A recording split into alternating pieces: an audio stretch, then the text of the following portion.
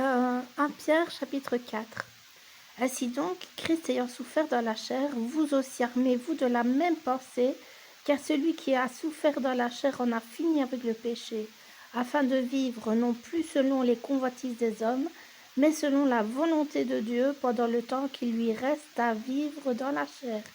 C'est assez, en effet, d'avoir dans le temps passé accompli la volonté des païens, en marchant dans la dissolution, les convoitises, l'ivrognerie, les excès du manger et du boire, et les idolâtries criminelles. Aussi trouve-t-il étrange que vous ne vous précipitiez pas avec eux dans le même débordement de débauche, et ils vous calomnient, ils rendront compte à celui qui est prêt à juger les vivants et les morts, car l'évangile a été aussi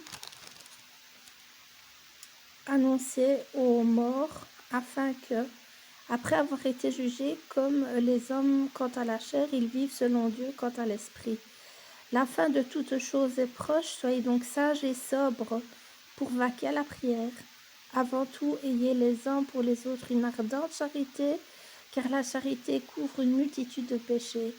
Exercez l'hospitalité les uns envers les autres sans murmure, comme de bons dispensateurs de diverses grâces de Dieu, que chacun de vous mette au service des autres le don qu'il a reçu.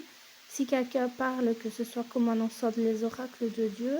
Si quelqu'un remplit un ministère, qu'il le remplit selon la force que Dieu communique, afin qu'en toute chose, Dieu soit glorifié par Jésus-Christ, à qui appartiennent la gloire et la puissance au siècle des siècles. Amen. Bien-aimés, ne soyez pas surpris comme d'une chose étrange qui vous arrive, de la fournaise qui est au milieu de vous pour vous éprouver.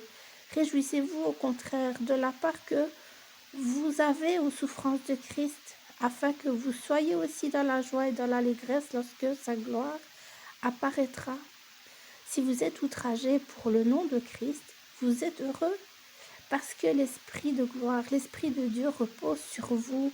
Il est blasphémé par eux, mais il est glorifié par vous. Que nul de vous, en effet, ne souffre comme meurtrier ou voleur ou malfaiteur ou comme s'agirant dans les affaires d'autrui. Mais si quelqu'un souffre comme chrétien, qu'il n'en ait point honte, et que plutôt il glorifie Dieu à cause de ce nom, car c'est le moment où le jugement va commencer par la maison de Dieu. Or, si c'est par nous qu'il commence, quelle sera la fin de ceux qui n'obéissent pas à l'évangile de Dieu?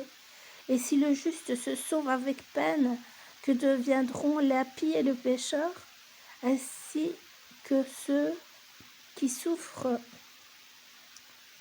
selon la volonté de Dieu remettent leurs âmes fidèles au fidèle Créateur en faisant ce qui est bien.